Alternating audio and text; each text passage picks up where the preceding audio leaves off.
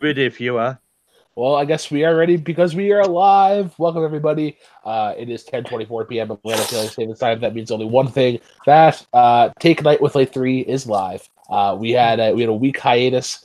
Life found a way. But yeah, we are here with the full damn family. Minus Sandy, who unfortunately could not be here. But we found a replacement, Robert Parker. Robert, how are you doing? How do you feel filling in for Sandy this week? I'm good. I have not been on late night in a number of months, and I'm happy to make my return on this episode. I love this show. Bring the kangaroo back is something that is being signaled to me from off screen. I don't know where that could be coming from. I have no idea what that is. I'm very much excited to be here.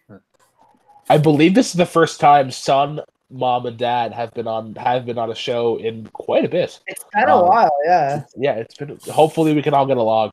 Speaking of dad, hi Cody. I hate you. Okay. You rat bastard. Yeah. But I'm excited to be here. Robert's here, so that'll make the day better. Abe made me a woman this week, and Malcolm and Matt are just here to annoy me. So yeah, should be a fun day. Abe, what's this kangaroo? I don't know. Do you remember Jacob London? God damn it! Who? Jacob London. That was before my time. That was BB before Brooklyn. Okay, that's fine. Yeah. Malcolm, you're in that neck of the woods. You're a little further south, but yeah, how are you doing? I see you got a couple hairs cut.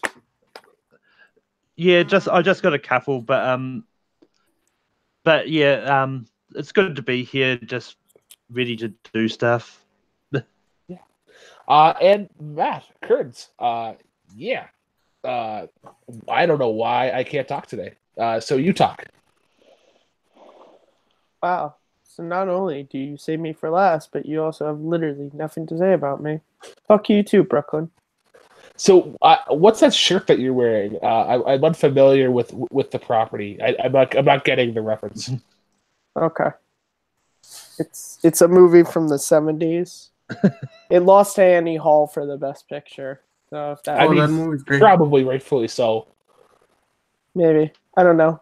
That's just I mean, like it's not really a gripe to the film. Academy's really lean towards musicals over big epic sci-fi. Annie Hall's not a space musical. battles. It's, Oh my god, I'm a It's fucking not a dumbass. musical. We're talking about romantic comedies this week. You don't know what the fuck Annie Hall is. We're in Wow. good shape. Let's move on to a game called 6 Degrees of Kevin Bacon. You guys know how it's going to work. I'm going to name an actor that was in a movie with another actor, and then Robert is going to say that second actor was in another movie with another actor. We keep moving forward until people cannot associate actors with other actors. Once it happens, you're eliminated. Once you are eliminated, if you are the next person, you start fresh. The franchise rule apply. MCU, you can do Iron Man trilogy, but you can't do Iron Man trilogy, but you can do the MCU. I think James Bond was one that was brought up a couple weeks ago. You can't do James Bond with the same Bond, but you can do like Sean Connery, and then you can bring it back to like Daniel Craig if you need to. So the order is going to be: I'm going to ask Robert. Robert's going to ask Kearns. Kearns going to ask Malcolm. Malcolm to Cody. Cody to Abe, and then Abe to me. So. Also, if you can Robert, connect I'll Kevin Bacon, you get a save. What was that say? Kevin Bacon, you get a save. Yeah, Kevin Bacon, you get a save. So, Robert, Elijah Wood was in Lord of the Rings, The Fellowship of the Ring, with Sir Ian McKellen. Okay. Are Lord of the Rings and Hobbits the same? You count them as the same? No. No. Who comes after me? Kearns. Okay. I won't thank you. I'll have that their mercy. Ian McKellen was in Stardust with Henry Cavill. Henry Cavill was in Justice League with Ben Affleck.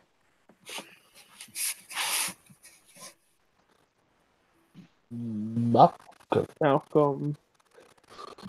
Ben Affleck was in Daredevil with Jennifer Garner.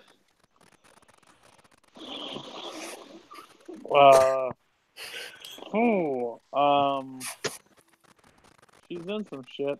Jennifer Gardner, maybe, was in $1 Million Baby with Clint Eastwood. No, Correct. that's Hilary Swank. Oh no, it's Hilary Hilary- Swank. Yeah. That's Hilary Swank. Yeah, I'm out. It's fine. That was Right, Abe. fast. Abe, Abe, you start fresh. Do I have to? Oh, fresh. Yeah. Yeah. So you can literally choose anything. Let me look my top 50 movies of all time, and I'll choose number 36. You're not allowed to Google. You have to go off your head. Yeah, Where's don't my cheat. lyrical? Don't No, cheat, oh. Dave. No, No, you're cheating. you have to go. Yeah. I don't know. What, you don't know? Michael You literally- Douglas. Michael Douglas was in Ant-Man with Paul Rudd. Paul Rudd was in Anchorman with Christina Applegate. Actually, the name of the movie is Anchorman: The Legend of John Burgundy, but we'll let him Ron, pass. John Burgundy. Legend of Ron Burgundy. Who's John? Oh, sorry, that was stupid. Are you good? Yes. I think he's in Christina, a stroke. I think so. Christina Applegate was in 2015's Vacation with Ed Helms. Right. That's very true. Ed Helms was in The Hangover with Bradley Cooper. Bradley Cooper was in A Star Is Born with Sam Elliott. Oh yeah, I can bring this movie up. Sam Elliott was in The Big Lebowski with John Goodman. John Goodman was in. What direction I want to go? All right, John Goodman was in Monsters Inc. with Steve Buscemi. Steve Buscemi was in. What's that actor's name? Shoot. I don't think that was his name. No, yeah, nice. Steve Buscemi was in Spy Kids 2: The Island of Lost Dreams with Danny Trejo. What a glorious pull! I would hug you right now. Spy Kids 2 was a fantabulous movie. I agree. I couldn't think of Machete's name. I just thought of Machete. I'm like, what's that guy's name? Danny Trejo was in Heat with Val Kilmer.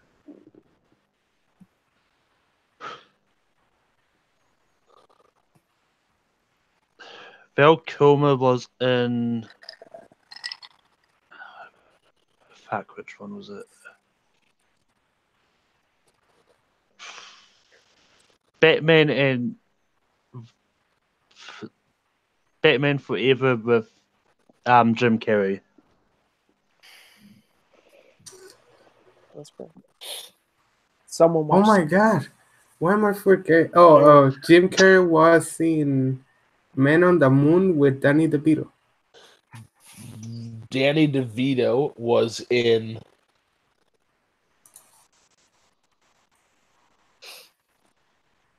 Why am I blanking? That fucking name. Danny DeVito. Wait a minute here. Does Batman Returns count or no? I don't know. Do we? I don't know if we do all Batman's one. Well, if you watch Second Look, you'll know that I consider Batman Forever to be part of a trilogy with Batman and Batman Returns, in which case it would count. All right. I don't. I would because I would see the same Bond thing where it's the same actors. Yeah. But it's also like although Pat Hingle is in all Danny four, DeVito. so that does like Okay. I would lump those four in together. The Schumacher Burton ones I would say are one. Danny DeVito is in. He's in Matilda. You right? Yeah, He is. he is. I think he's in there. I this is gonna sound fucking ridiculous, but Danny Bonaducci, like the former child star. Who the fuck is that? Like he's ginger. Cody, can you Google that? Can we look that up? Yeah. I'll Yeah. Google it. I'll Google it. No one else. Yeah. Who the fuck is it? Yeah. Danny who? Danny Bonaducci. He was a Nicky Roberts' former child star, but he's known to have like a massive temper. He's ginger fella, has a goatee. Rob, if he is in that movie, best luck with that. Oh, I'm fucked. Yeah. I mean, like I know you've got Imelda Staunton that's in Matilda. I don't know who anyone else is, but I don't know about Danny. Matilda. Was he in Little Miss Sunshine? Who did you say again? Danny Bonaducci. Danny Bonaducci. I don't know, but you already said the movies. Yeah, What? you said the movie. And yeah, he's not in Little Miss Sunshine, I think. It's Steve Carell. What's the name of the Paul Dano. Alan Cody Arkin. right now. I don't remember the name of the looking one. up IMDb for for Matilda. Just look at the whole cast list. Oh, I was gonna say, did you look up who Danny Bonaducci was last night? Yeah, apparently. I'm not seeing it, buddy. All right, I'm good then. Dude, twins with Arnold Schwarzenegger. Hercules? It's called a break. Oh, that's sad. Yeah, that's No, what James were you trying to Woods, say about or- twins? You mother. All right, no. so That's what we call a braid first. I start fresh, Yeah. and I'm not allowed to start with Kevin Bacon, right? Correct. No, I mean you can, was- but you won't get a. I wanted to do that. I don't get a free save though. Okay, that's fair. Why did No. you try to pull Danny Bonaducci? All right, let's do. Jack Black was in Kung Fu Panda 3 with J.K. Simmons. J.K. Simmons was in Spider-Man 2 with Kirsten Dunst.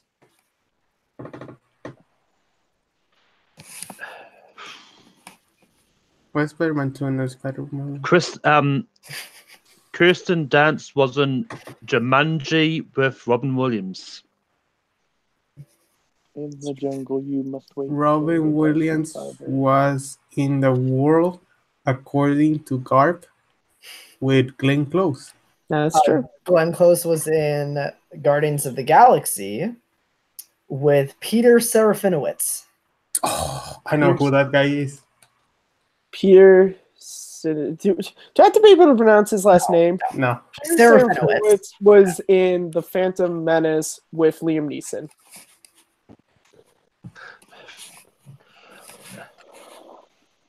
Who do you play? Liam Neeson He was did the in voice of Darth Maul.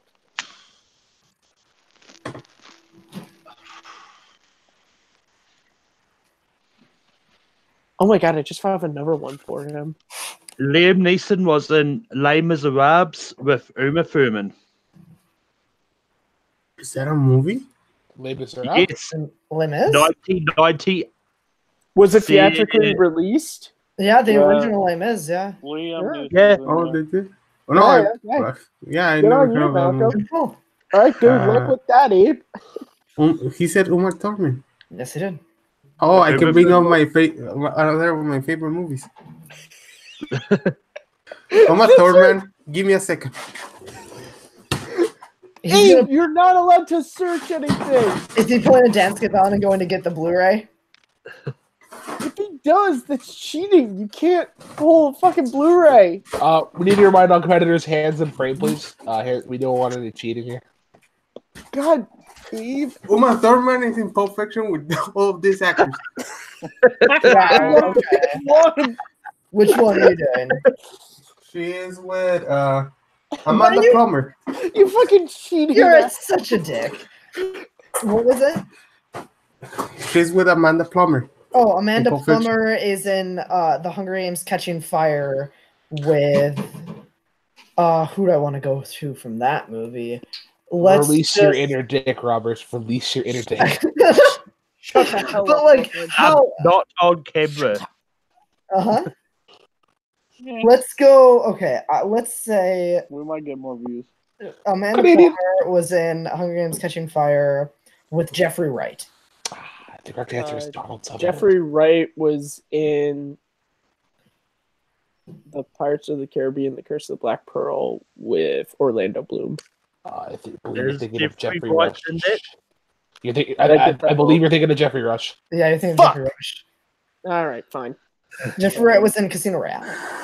Fine, whatever. I don't fucking care. All All right, so Malcolm gets to start fresh. Screw you, Brooklyn. You willed that into existence. Is Amanda Plummer in Catching Fire? She played? Yeah, she's a Wirus. No idea who the fuck that is. I've never even seen any of the Hunger Games movies past the I first mean, you one. can check it if you want. She gets killed. She's like kind of this crazy person. Spoilers! They literally Spoiler? I haven't seen them. Seth Some Rogen was in Sausage Party with Kristen Wiig. Oh my You would, of course, you would. Does everybody own Sausage Party, by the way, and watch along? Because I have it. No, I have it on Netflix. I'm Excuse not me. buying Don't own it. I mean, I can get my hands on it, but I don't. Kristen Wiig was in Ghostbusters with Kate McKinnon. Technically, it's Ghostbusters: Answer the Call now. All right, Matt. Only There's only room on here for two smartasses, and that's me and Cody.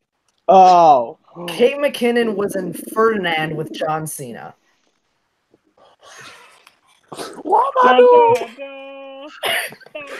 Chip is here, John Cena was in and his name is John Cena.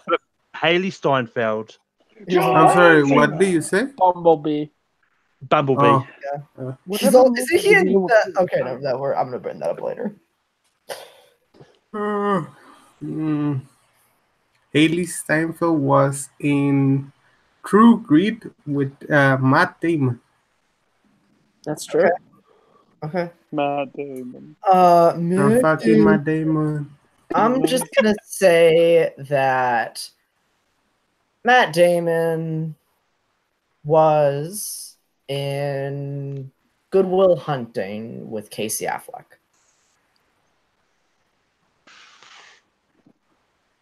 Of course you would. Casey Affleck was in Manchester by the Sea with another actor. You could Damn. have done American Really? Pie with any of those Michelle actors. Williams. Michelle Williams, he Kyle Chandler. was in That he is was in actually he was in called- Ocean's 11 with about 1 billion people. That American movie's actually Pie called with Depression by Jason the Sea. Biggs. The Or only Depression by the Sea, not Manchester. really don't care about the Afflecks. Sure. Sure. That's all right. You too, Malcolm. Is They it don't just care me, about you. just me and Abe left? It's No. your name. Oh, really? Yeah, yeah. Show Malcolm's me a up. fucking 3-level Hands in actor frame. from. Hands in frame. Okay.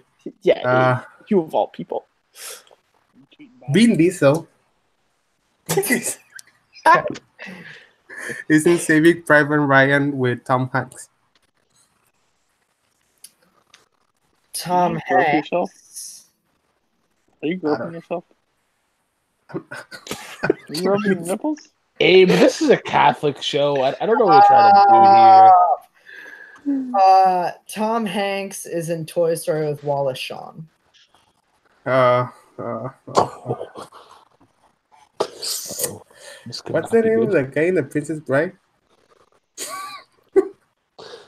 I thought What he can't was help part of you? this. Too that specific. Wallace Shawn was in The Princess Bride with Andre the Giant. Fuck, this is how I got Matt Nost out.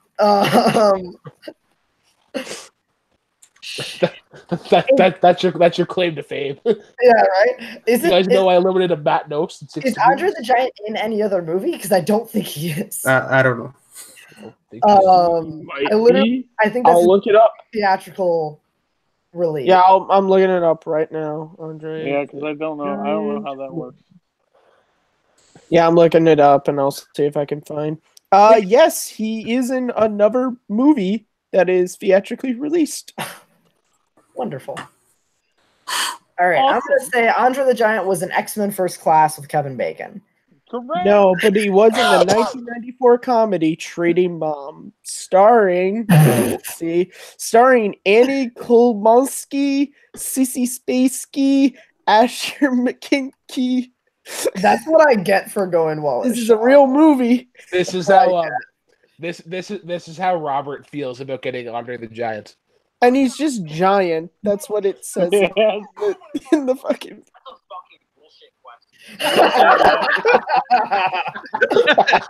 You can barely hear it.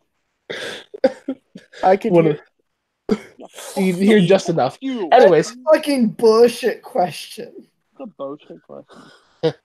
Gets me every time. I All don't, right, what we're was now the gonna name move on of to the 20 woman? It's questions. Renee Russo, right? Oh no, it's Joe.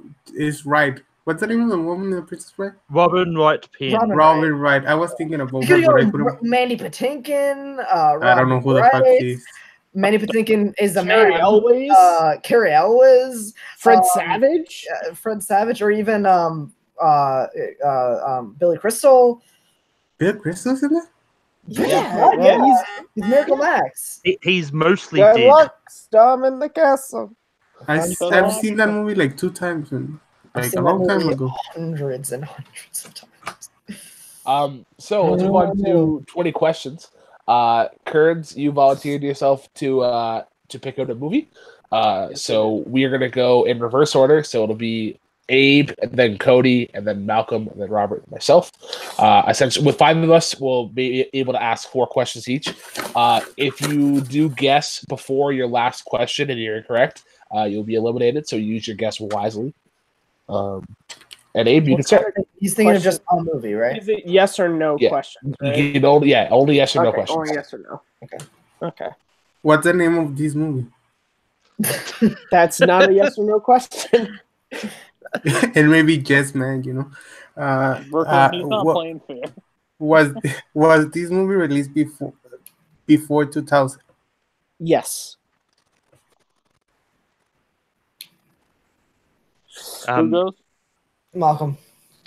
Actually, Cody. Is the movie animated? No. Is it me now? Yeah. Is it a sequel? No.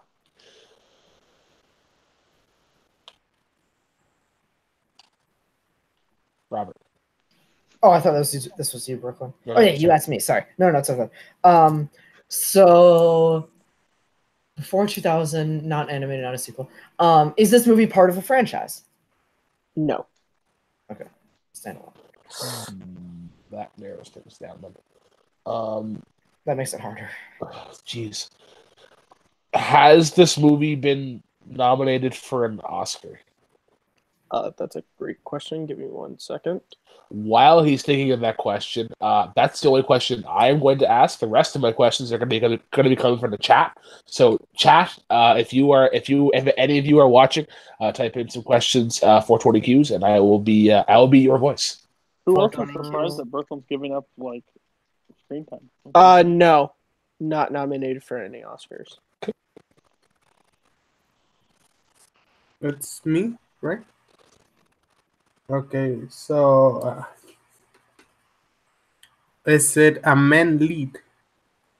A male lead? Yeah. Yes. Really want to ask, does it start Kurt Russell? But I won't. That was gonna be my question. It's not in the franchise. It's a male lead. It's a solo. It's non-animated. It didn't win any Oscars. Was your movie released between 2010 and? No, it was 2019? before. But it was before 2000. It was before 2000. So we're going. Fuck, you could have wasted the question there, Rob. Thanks a lot. Was your movie released in the 90s? No. Yeah, so it's definitely 80s with him. Was the movie released in the 80s? Yes. Yeah, you called it. Was the movie released after 1985? Yes. So Cameron Holzman asks, is it an action movie? Yes. I think it has to be if it's not. So late 80s. Okay, so Male lead. female male lead.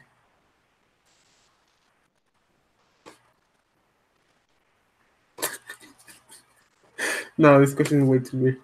An Oscar? Not. Does it start Arnold Schwarzenegger? No. Not Schwarzenegger. Am I allowed to just? I'm allowed to just guess. Yeah. You are, but if you're incorrect, then you're out. Okay.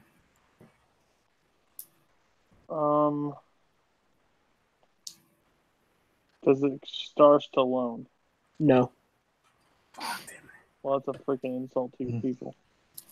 Is it Does it Jean-Claude Van star? Does it star Jean-Claude Van Damme? No. Okay. Does this movie star?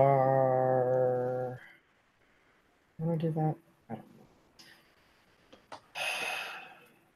know. No Oscar nominations. That's just not. Does this movie take place in the U.S.? Yes. Okay. So the cool guy asks, is Kurt Russell in this movie? Yes. So now we're on. So now everybody has. We're on question 16 right now, or no, 15. Yeah, we're on the last round. Kurt Russell after. So Kurt Russell, it's 85 paths, like Mhm. to 89. Mm-hmm.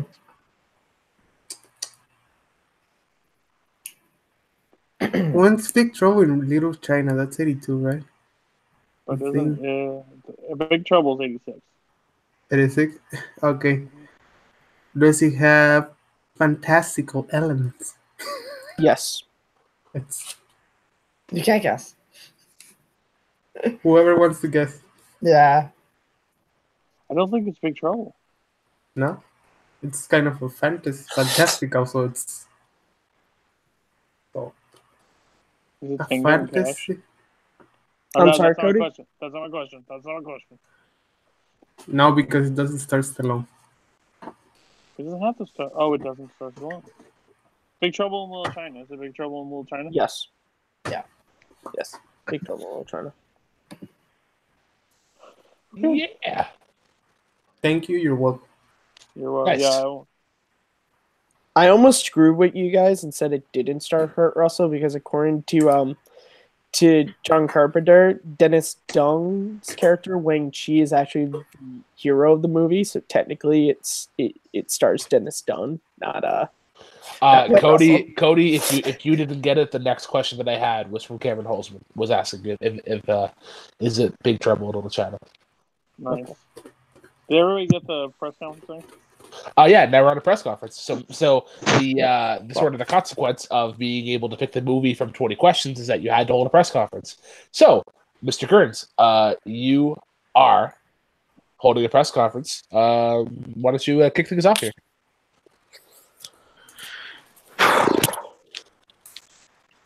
I'm half drunk. I don't want to be here. You guys know this. Let's get this over with fast. Question? Canadian bitch. Hi, Brooklyn Vale. Cody blows by the minute. Did anybody influence you to come to this conclusion? Possibly. I can't say because of legality reasons. Okay. One here. Wannabe Spider-Man.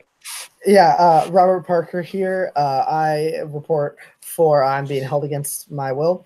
I don't Just care. have a question for you. This is a relatively unpopular opinion, but it is gaining popularity in recent years. Do you think this is just a fad, or would you say this is an opinion you've had for a long time? You know me? Could be a little both.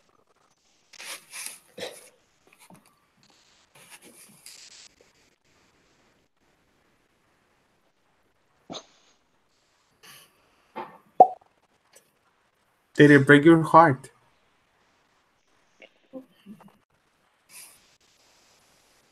I don't present myself. I was doing a character. It depends on how far I really let it into my heart. Cody, we can't see your hand. You Boston, whatever. So why do you think other people did it better? I think I know exactly what it is. Well, as the dude once said, that's just like your opinion, man. Brooklyn. Will Collider Live be calling you about this opinion? No. No? Okay. Hold on. Is it Is it me announcing that Chris Reeves like sucks as Superman or something? Pretty well. I think you're correct. He's Are the you, worst Superman.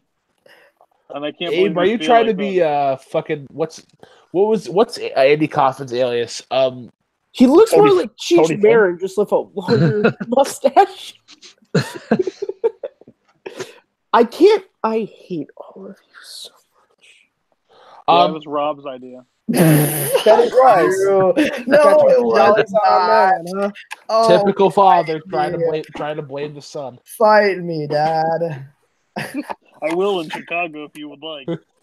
Okay. In this corner, wearing the Boston Red Sox jersey because why not? Weighing in at approximately a weight I do not want to guess for fear of my own life. Cody Newberry and his opponent. No, we're not gonna finish I'm not gonna say it. Weighing a whopping 68 pounds. Soaking wet. He is the fandom fights champion Ew, behind why the are you computer. thinking about soaking wet, Brooklyn? That's disgusting. We never heard the term like 60 pounds soaking wet. No, I've heard the term. I'm just, why are you talking about your son being soaking wet? Jesus Christ. Movie news. So, we have found out that the Oscars are their pullout game is really strong. Where it's like, oh, we're going to do the cinematography, editing, and live action short on a commercial. Fans got outraged. No, we're gonna pull those. We're gonna put those back in. What other movie? Yeah. So we still don't have at this a host point. and the show airs on Sunday. At this point, what do we expect from the Oscars? Like this has been a mess. There's no host. I'm sorry, it's gonna be the Golden Globes, but worse because at least the Golden Globes has a host. But it's just gonna be a bunch of celebrities just sitting around getting drunk. That's what's gonna happen. Like I hope like they pan to the audience at one point and like 6 actors have like broken off and are in the like aisle playing like craps on the floor or like playing a board game because this show is literally like everybody. We're not doing this. We're gonna do this. No, we're not. Sorry, bad idea. We're gonna do this. No, that was a bad idea. Like I have no idea what the show. It makes me want to watch it more than I know. Yeah, I always watch it anyways. But like I want to see it even more to see how chaotic it can I just ask a question?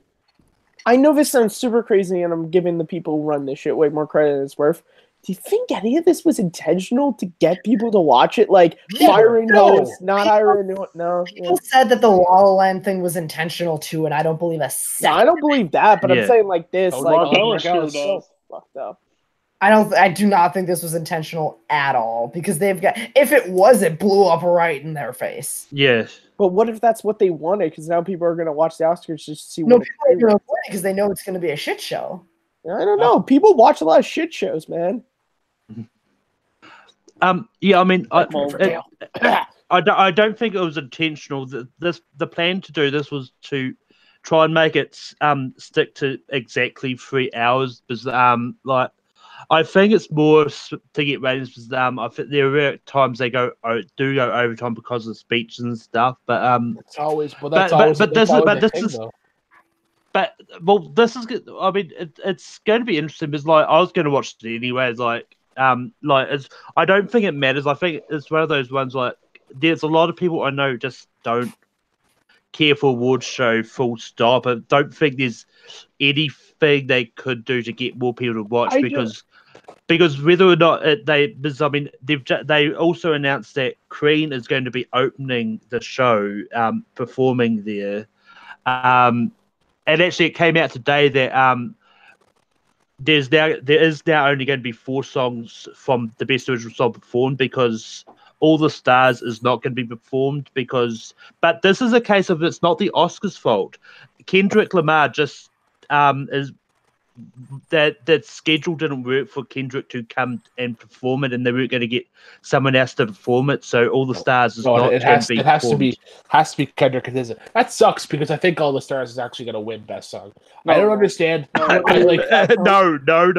Shallow is the better song. You are not. I've listened. I've listened to Shallow Love. I don't attach to it. Can I ask you a question? Have you watched the movie? What movie? I have not. What, Then- Stars you Born have or you have no idea. Once what you song watch is. the movie and you understand the context of the song, it hits you differently. Okay. Yeah, it will hit you 100%. So in other kind of news, I went to the theaters for the first time in like almost a year. Last week, I saw Lego Movie 2, the second part. Anybody else watch? Anyone else see that? No, It's no, not no. out in New Zealand yet. Abe, you want to talk about it? Jesus. What did you think about Lego Movie 2?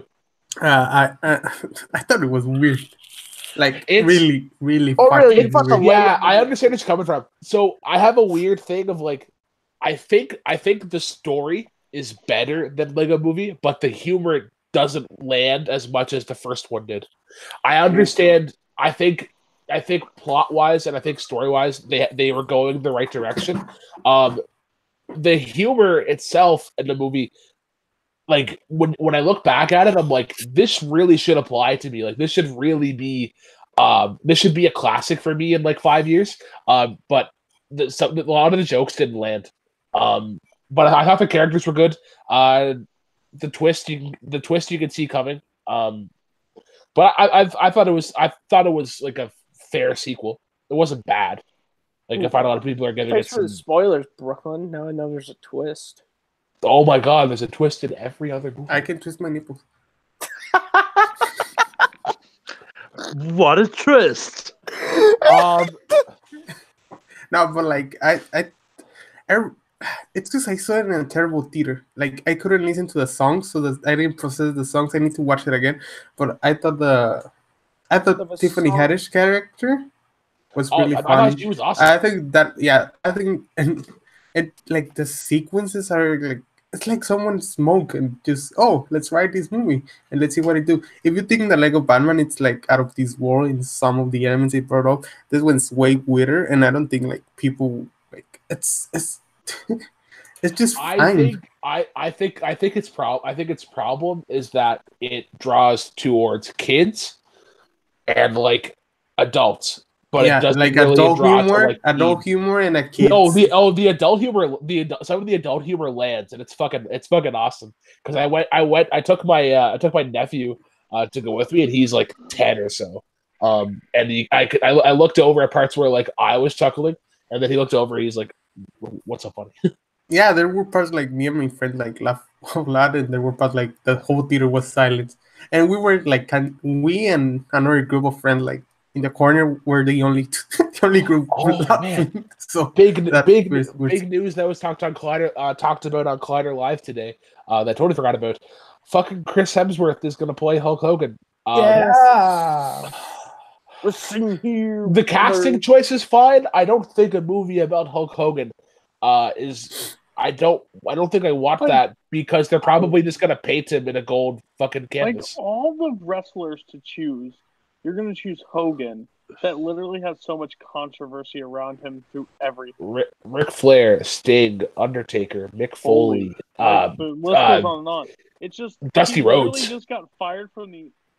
Dusty Rhodes would be the perfect one to do, but he literally just Mick got Foley's fired from the character WWE and brought back after saying like racial slurs and stuff. It just doesn't make sense, and I don't want to see a Hulk Hogan movie. It's just awkward to me. Yeah, I mean, I don't know. I don't. I Like I don't. But from the sounds of it, it's not going to go into that era anyway. It's going to be sort of the rise of Hulk Hogan from really early on, leading up to his first title run, and I think that's going to be the movie.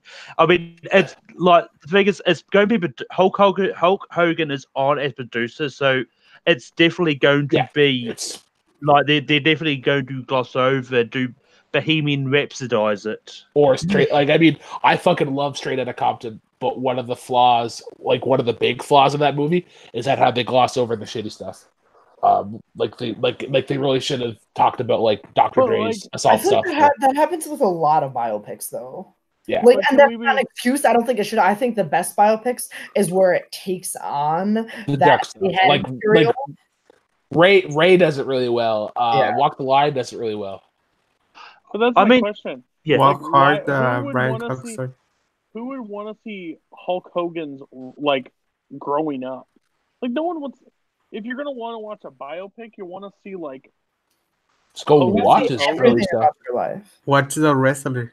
Yeah, like you'll see him not be Hulk Hogan, and like I don't think Kerry, whatever his last name is, but that's his like Hogan's real name. I don't think like that's that intriguing of a story, because I think wrestling what's made him intriguing.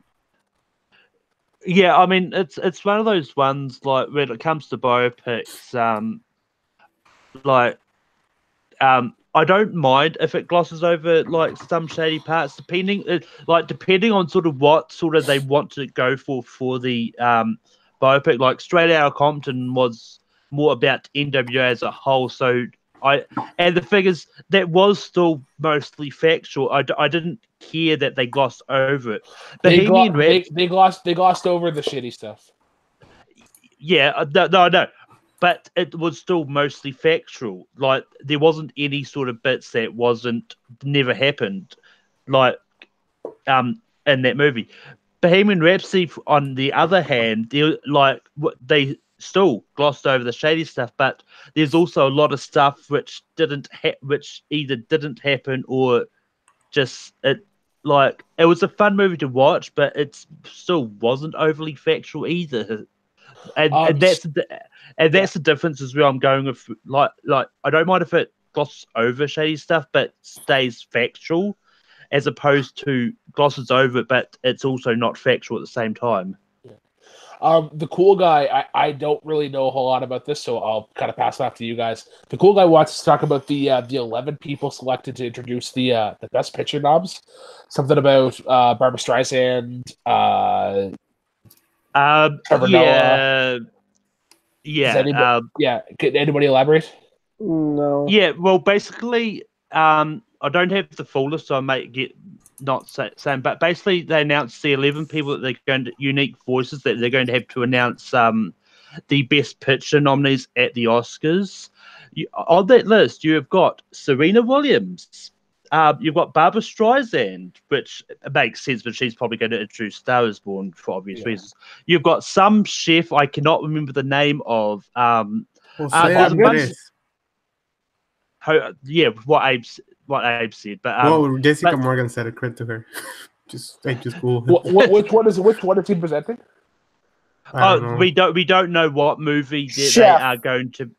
We don't know what movie there's going to be, and sort of there. I mean, I think like Serena Williams they're probably going to use her for either Black Klansman or Black Panther. There's quite a few people on the list that are not like movie stars. They're like just sort of like Serena Williams, a tennis player. You've got the chef, who's obviously a chef, but you've got a whole bunch of people that aren't really actors producing the Best Picture nominees. So, who knows what's going to happen? I mean, Michelle Obama presented a Best Picture a couple years ago. You want to make the show shorter? Let's have 11 people up there talking about it. Like I don't who have nothing to do with like awards. I mean, Barbara Streisand sort of makes sense because, as I said, they'll use her for Star Is Born. She's been in movies. Well, she was also in one of the iterations of A Star Is Born. So I thought that was an original movie. No, there's like 4. It was original in 39 when it was first done. Was it 39? I'm not gonna lie. When I first saw the trailer for the newest Star Is Born, I thought it was an original. I was Bradley Cooper's doing original content. Yeah, I was like, cool. Good that works. That works. Where are the other drugs going? Where are the other drugs going? How's that have to? We're talking about Bradley Cooper, not Christian Bale. Where were the other drugs going? Fuck face. Is that Malkovich? Sorry, it's anytime Roberts does a voice similar to that, I have to respond with, "Where are the other drugs going?" I can't. I don't know what drugs Robert and Brooklyn are on, but I want some. Yeah, can we? So speaking of music biopics, Rocketman trailer. Rocketman, yeah, Rocketman looks fucking cool. I didn't see it. I did not know that I wanted Taron Egerton to be Elton John. I think Elton John's story is really cool. Like, I think what they can do with Rocketman, except correct me if I'm wrong, but one of the problems with Bohemian Rhapsody was that they didn't really explore Freddie Mercury's sexuality. They did. They just they didn't put fucking orgies on screen. They didn't put orgies or him in brothels. So yeah. No, I think Elton John's story of like him because when he started out in the industry, he started out as straight, married somebody, and then was like, no, I'm actually bisexual. And then that's where he similar to a George Michael turn. As soon as George Michael came out of the closet, that's when his music really started to change. I think that's a good sort of route to go. And plus, Elton John, he was the first white man to be on Soul Train. So, am I the only worry about this movie? And I'm telling you why. Because if Paramount knows what he has, they wouldn't put it in the summer. I don't know if this. If Paramount, which is distributing a movie, we're seeing one of those movies in the summer. It's obvious they won Oscars, musical biopic, Bohemian Rhapsody, you could go Ray, you can go whatever. And it's coming out on May 31st against Godzilla and my father's birthday, which is not that important. Which is weird for me. And I think who's direct? It's Dexter Fletcher. Have you guys watched Eddie the You? No. Oh well, that explains Taron Egerton. Oh my god, you guys who watches movies in the show? Wait. Watch old movies. What? Eddie the Eagle. Yeah. Oh, yeah, I've seen Eddie the Eagle, actually. Yeah. Oh, thank God. I have a trailer for it. It looks. And I think the movie is fantastic. Yeah, I'm just worried about the release date they shows for it. It just doesn't shine confident. Taron Egerton and Elton John have actually shared the screen in Kingsman: The Golden Circle. Cool. Yeah. I haven't seen that movie. To me, the release date doesn't bother me too much because from what I've sort of seen of it, I think they're taking a different spin on biopics because I think what they're doing is it's going to be kind of like a fantastical journey through Elton's life. So I think they're going to do some sort of trickery, that stuff that's going to make it look a bit more big blockbustery type thing. The thing is, to me, if it was releasing in January and February, then that's to me those are the months which are kind of the alarm bell months in which when they throw a movie in there, in the middle blockbusters, I don't think it matters because it's proven before. Out in February. What was that? Did Black Panther come out in February? Yeah, well, that I bet that's not a movie that you see as an Oscar contender early on. Yeah, it's one of those ones that's just I don't think it's gonna happen or anything, but that's just what if they're not intending this to be like an Oscar contender? And of course they are. What Paramount has been on that's for the last couple of years with the release. They haven't got a hit. The last hit they got, it was Bumblebee. Other than that, I cannot tell you the last Paramount movie to make good amount of money. Yeah, it's one of those ones maybe Paramount's got a lot of other movies that they might have as Oscar contenders, and they will just want to spread them out so they get enough sort of time to shine. So, I think it's one of those something that was in my head. That's fine. Everyone's got their own opinions. It's okay. Paramount has what's coming out for Paramount next year. They have Gemini Man. That seems interesting. Ang Lee and what's the name of and Will Smith. The Terminator, Sonny the Hedgehog, Rhythm Section. I don't know what. I think excuse me. I think the cool guy is bringing up actually an interesting point here. I know there's a lot of worry about Rocketman being released in the summer, but he actually brings an example from just last year. Black Klansman was released in August, and it's still in Oscar buzz. That was releasing Cannes. That's a different story for me. That was releasing Cannes in May. Do you think Rocketman gets the festival run? I don't know. Didn't the festivals happen already? The festival. Sundance happened in February. Jonathan Peck said Quiet Place. That's true. The Quiet Place was Paramount. Quiet Place was April, wasn't it? Yeah, it was April. Yeah, it was middle April. It was April. Ish. End of April, yeah. Yeah. When did Green Book come out? Don't know. November. Okay. November. Star is born in October. Just continue, sorry. So rom-coms. Yeah. Okay. So this was supposed to be our theme last week, My but God. but life sucked. Not gonna lie. So we're just pushing it up to this week. With the theme of Valentine's Day. So for me, like the rom-coms that's got in my mind, 500 Days of Summer is what I go to. 50 First Dates is also a great one. I mean, When Harry Met Sally is another great one. Cody, you've been very quiet the last little while. I don't know why. Sort of concerns me. It's like when you go to my wife and I'm like, hey, like, everything all right? I'm fine. Just sort of sits there. Like I know something is brewing. No, so like the argument was about biopics and like Oscar buzz and blah blah blah. It's kind of like Matt when like a certain sports topic or something comes up, he just like sits back because he doesn't have a lot to add. Like that's me here. It's just wrestling. What? Talk about other sports that I know.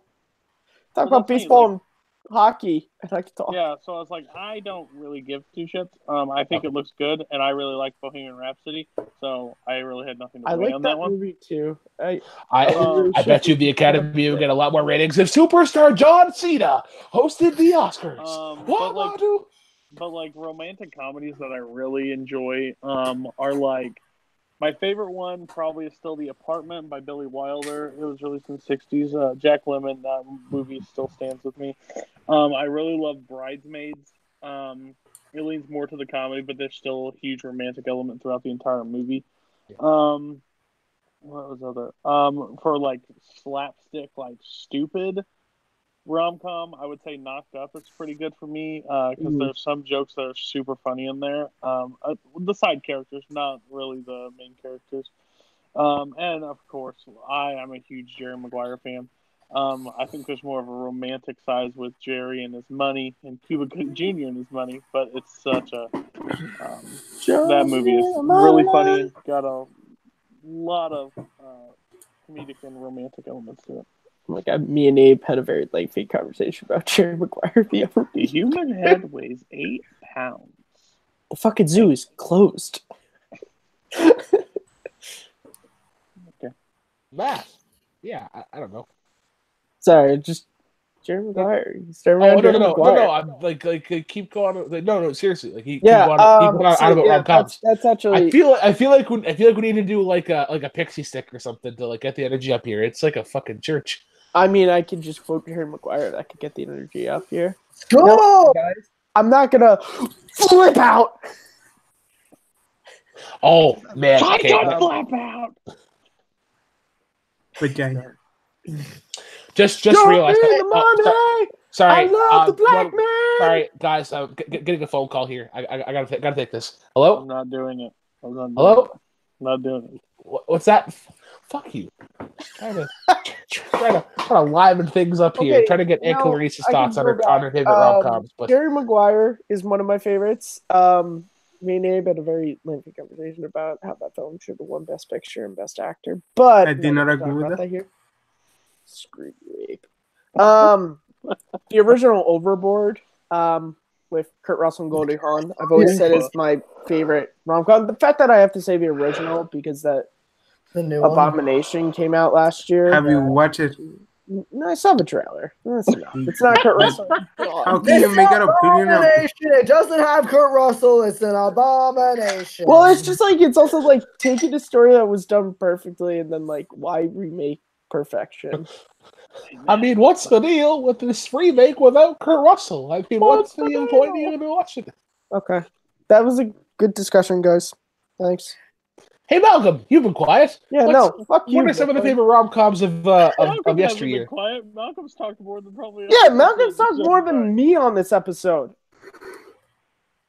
But no. Go. I like rom-coms. Oh, there we go. And Brooklyn, you question why the energy is so low on this episode. My favorite rom-com is the B movie. It's a classic. Why are we all bringing up Renee Zellweger? No, but I will throw in my 2 cents. My favorite rom-com actually came out just a couple years ago, and it's The Big Sick. I think that movie is absolutely That's incredible. what they come in high school. The Big Sick, yeah.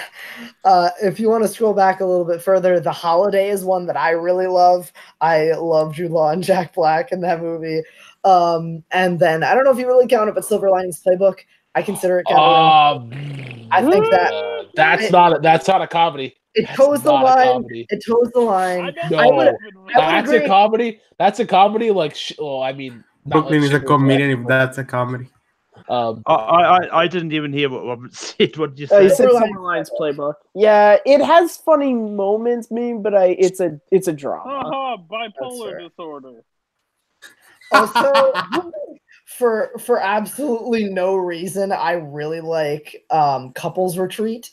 Yes. Which is a Vince Vaughn, Jason Bateman, Kristen Bell, John Favreau, Malin Ackerman. Like that cast is like insane. I'm not wearing any drawers, man. Yeah, and I love everything about the entire ridiculousness of that entire movie. In the last year, I've seen that movie probably like 3 times. And Jason Bateman. Jason Bateman is so good in that movie. Dude, John Favreau is my favorite when he gets the massage and she starts apologizing. He's like, no. No, how can we make this work? We can make this work. No, I'm embarrassed. So some of the favorites in the rom-coms in the chat, Jonathan Peck, Forgetting Sarah Marshall, and Just Friends are some of his favorites. Just Friends is fucking awesome. I love that movie. Forgetting Sarah Marshall is a movie that all my friends told me to see, and I saw it. I was like, it's okay. I think a lot of people go just to see if they actually like show Jason Segel's Yoo-Hoo, but you're referencing his penis. Yes, his penis. Okay, it's a really nice one. His dork. Malcolm.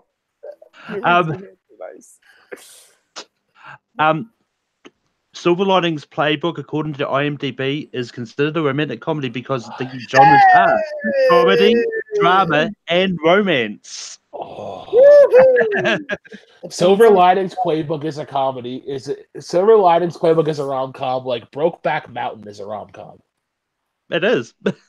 Oh. No, there's no way in hell. Brokeback Mountain's a rom-com. Okay. What? Can I talk before you guys get into an argument? Can I talk about my favorite romantic comedies? Yeah. Okay, continue the argument. I follow it by talking about my favorite romantic comedies. The problem I have is this is the same people that's claim like A Star Is Born or like Bohemian Rhapsody's a musical. No, it's a musical biopic. Like, can we stop with just because it says a few haha moments that The Martian is a comedy and there's love in it does not make it a romantic comedy. It has to have equal parts romance and comedy, not like 25% comedy, 50% romantic, and 25% of bipolar disorder. That doesn't make haha.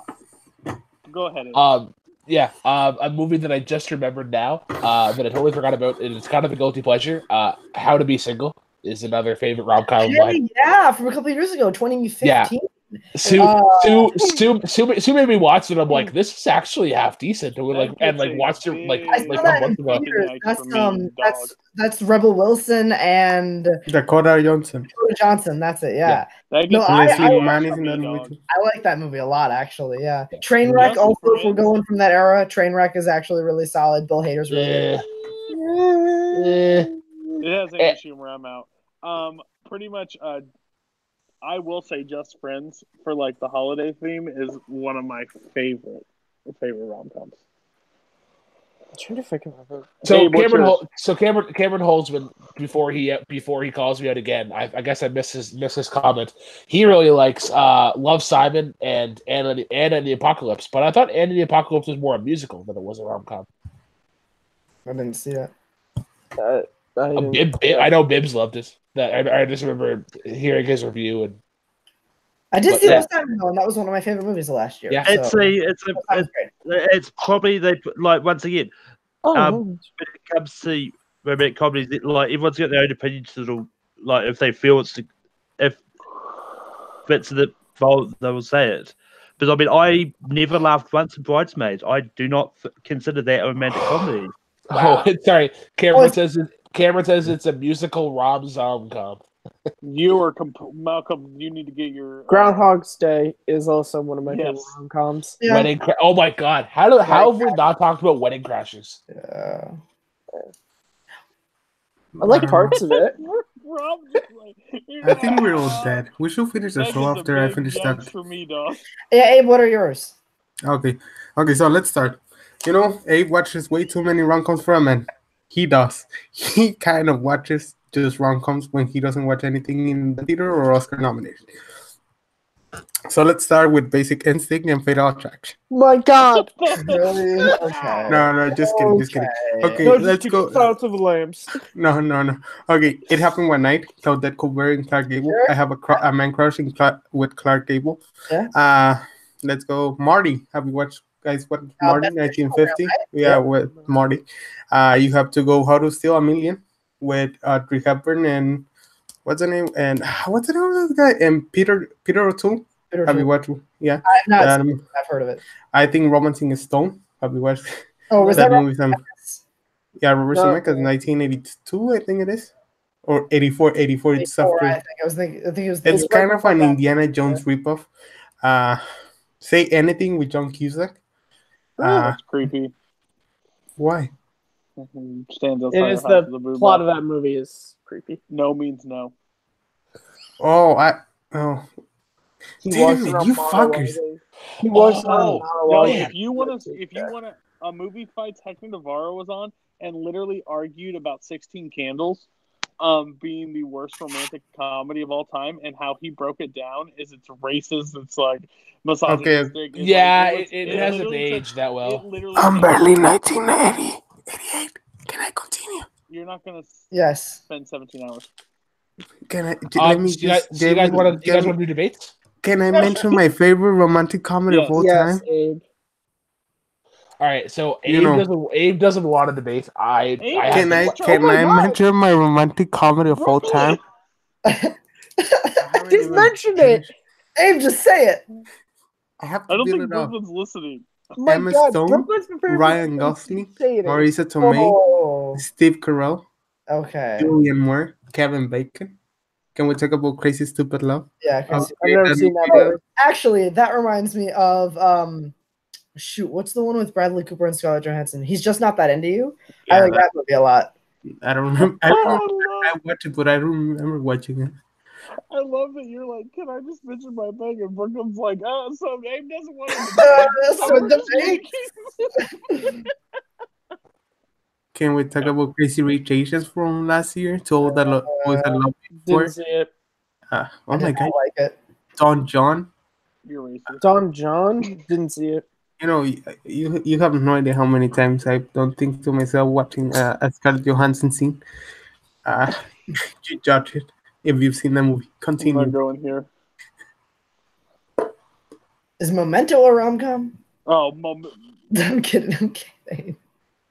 I'm about to go full heel. Memento's a rom-com, like Psycho is a rom-com. Magnolia is around. Where's Malcolm? Malcolm had to go.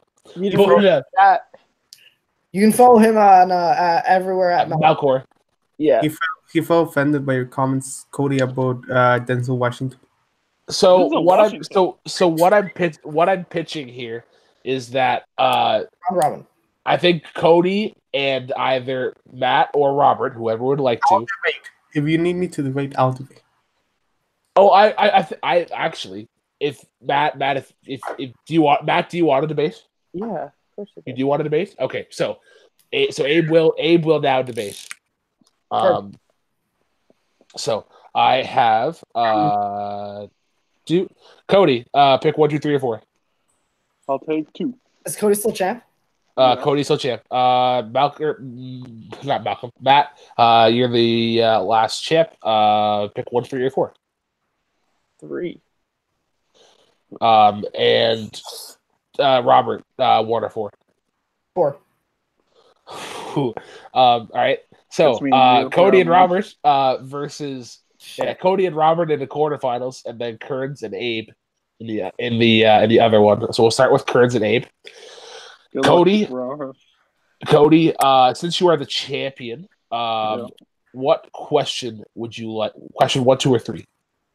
I'll take one. Take 1. Okay.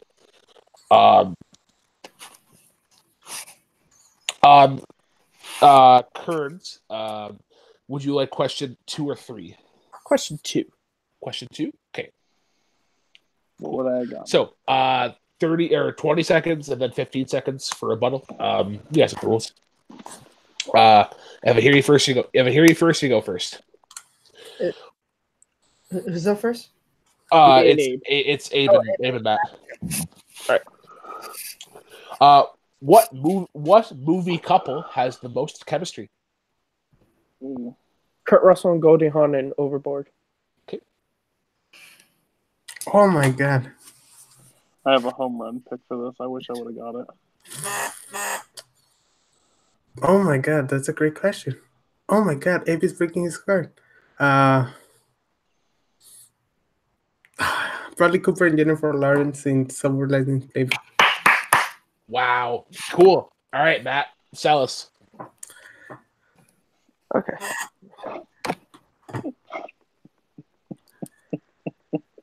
Overboard. I love it. Kurt Russell and Goldie Hawn in Overboard show you how relationship should function. Even though it is a little weird when you look at the plot, the actual chemistry that they have together is so genuine and real. It's not forced. They have actual. I hate this. The thing about Bradley Cooper and Jennifer Lawrence in Silver Linings Playbook is the entire point of the movie is that they were forced together. Time. Abe. 20 seconds. Go. So I rebuttal or Opening. Then there's another chance to rebuttal. I'm terrible at this. Okay. We know. You can't go any worse than my First round. opening. Get my argument just made me laughing. Okay. Jennifer Lawrence and Bradley Cooper in Silver Linings Playbook. It's just how relationships work many times. You see people hating each other. When you hate each other, you actually can love each other. It's been demonstrated by many cases in my life, by many cases in movies. Is a natural plot that you hate, you love, you hate, you love. That's why hate fuck is the best.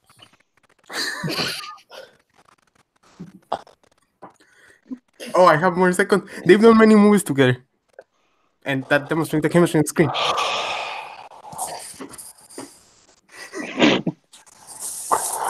Courage. 15 seconds.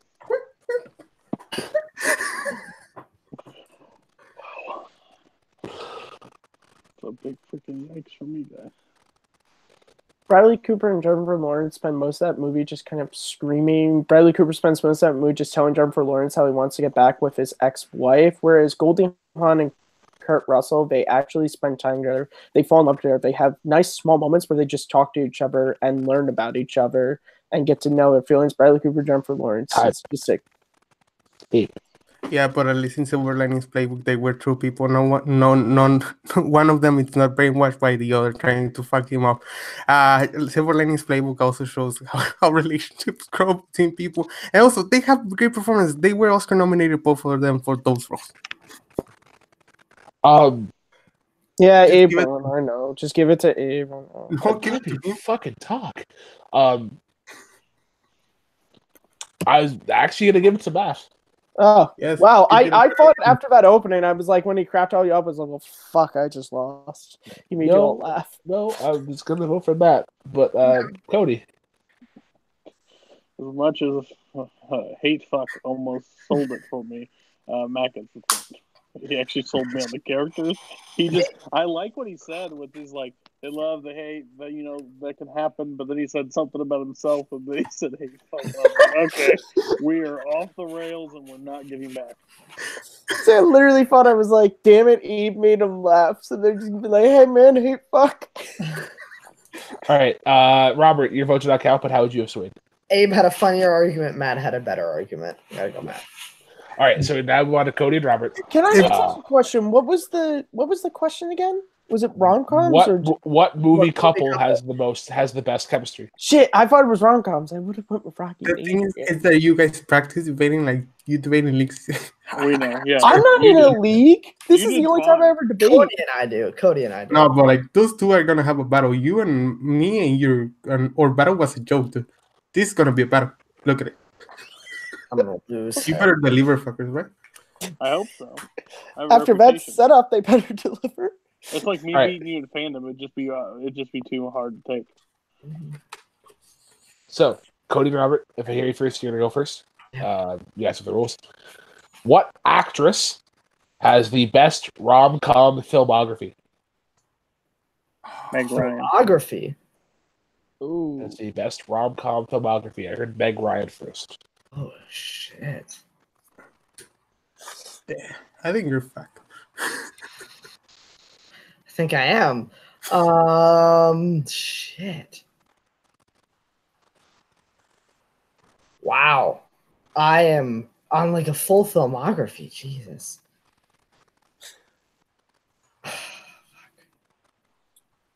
I am gonna say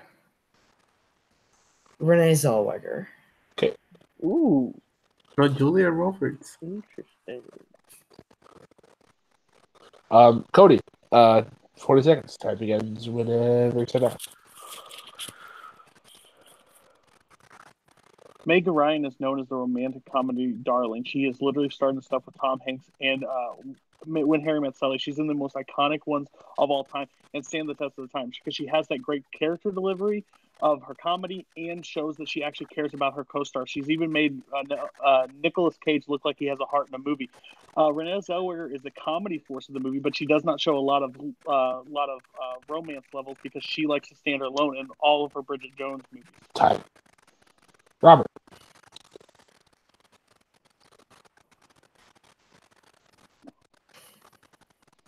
Renee Zellweger has good co-stars too, just like yours. People like Tom Hanks, people like Colin Firth, etc., etc. I don't think you can accurately say that she likes to stand alone. I don't think you know her that well to say that. I think she is the driving comedy force of the movie, which is, half the movie. I also think she brings good romance to the movie. You look at her performance in the Bridget Jones series and Jerry Maguire in the B movie, vocal acting, not just physical acting. You get that romance, you get that comedy. It's a very, very good balance of the two. Meg Ryan, just because she's known for it, doesn't mean that she's the best. Cody, rebuttal.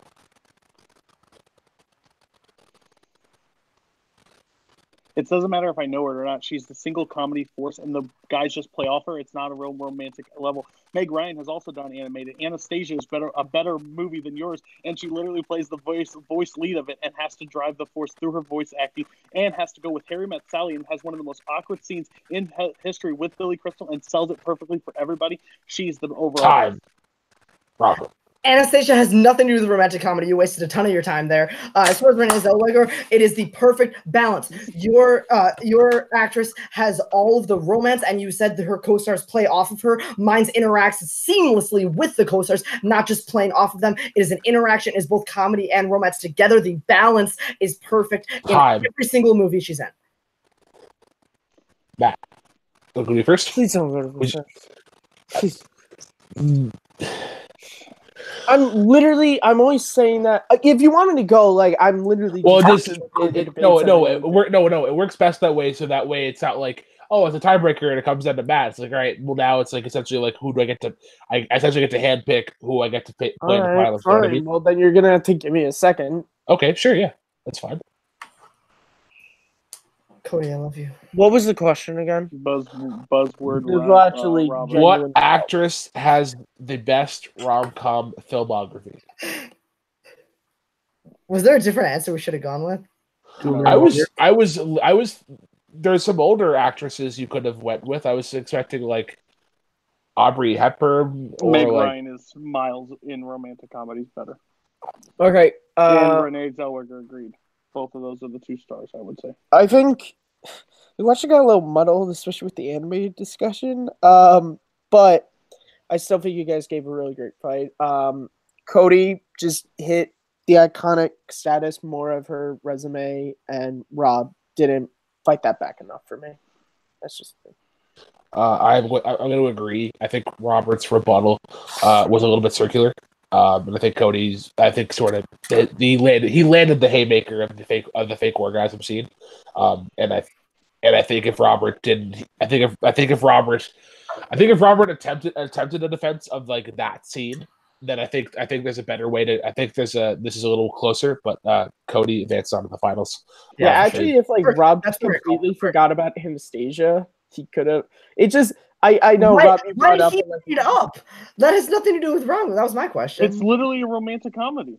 No, It it's has not. romantic. It literally has romantic comedy elements throughout the entire Guys, a movie. civil rights sorry. playbook can be considered a romantic comedy. What was your bring up? What was your bring up? B movie. Yeah, shut I, the wanted, fuck up. I wanted to call back to earlier in the episode.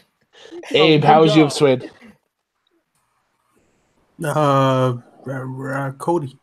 Yeah, that's the right one. So I thought Cody it and Matt, fell off. Cody and I Matt in the thought his final. rebuttal was really strong. Yeah, I thought that too. I'm but I gonna didn't- give you 8. I'm sorry. I'm gonna give you a little more time on this one. I'm gonna give you 45 and 30. You probably know why. They're so- gonna beat the movie. I want now take your time thinking about this.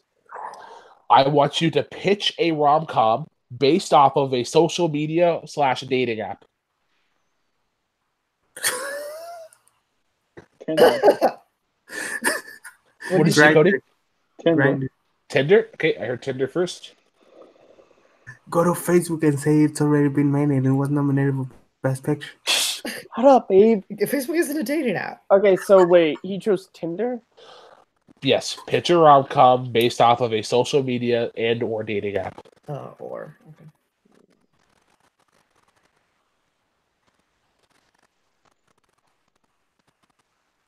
That's the one that's like fish in the sea?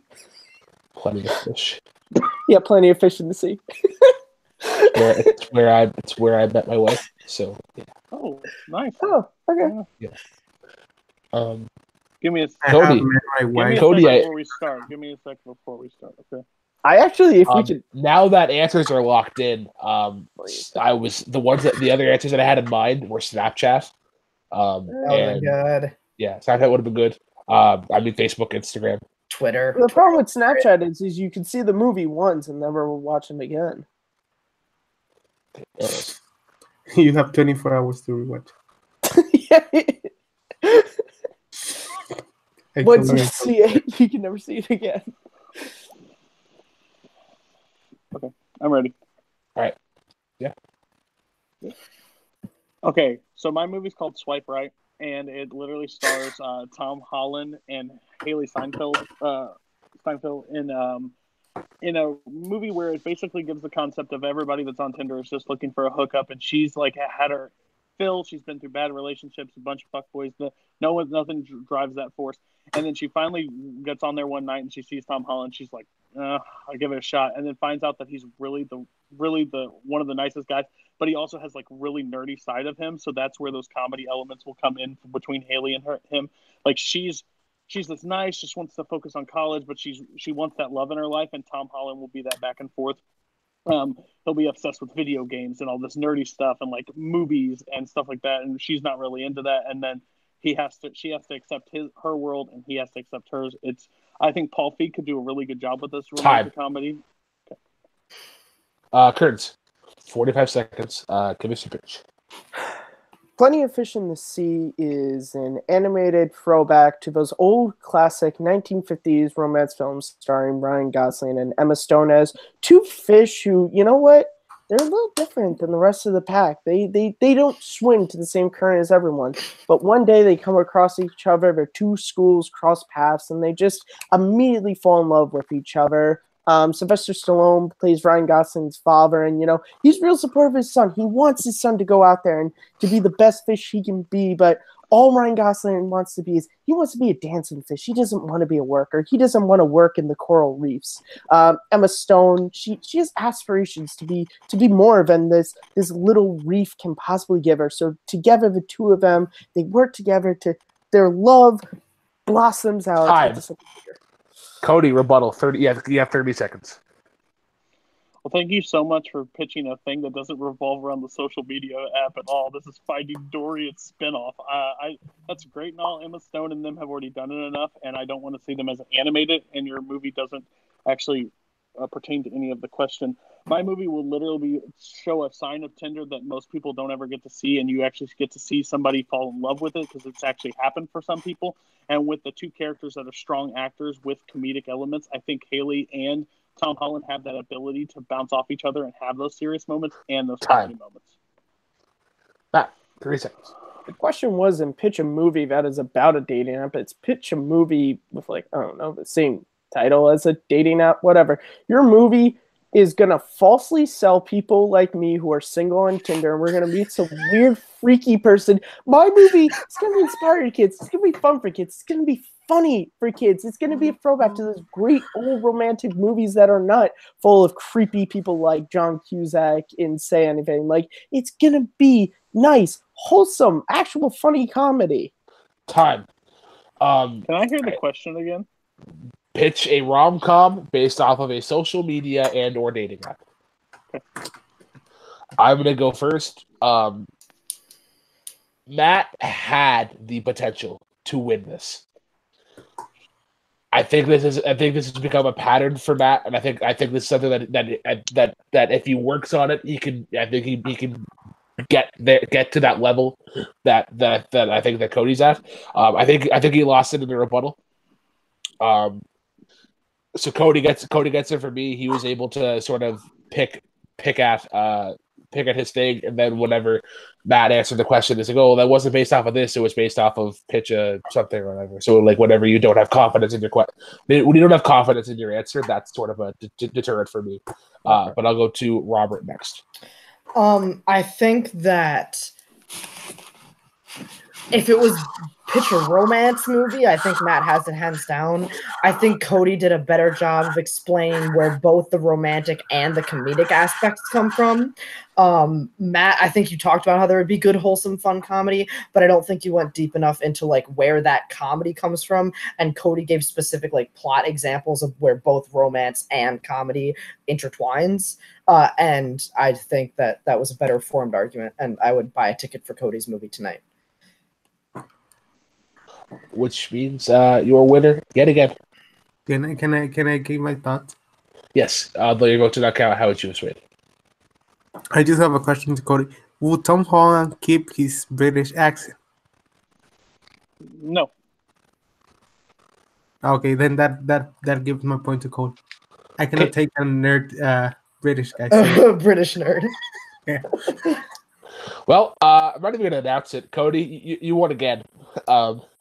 This is slowly becoming the like what's an accurate comparison? The Europe of the Europe of 1940s. Sure, I don't know. Cody, how do you feel? You don't understand. I feel good.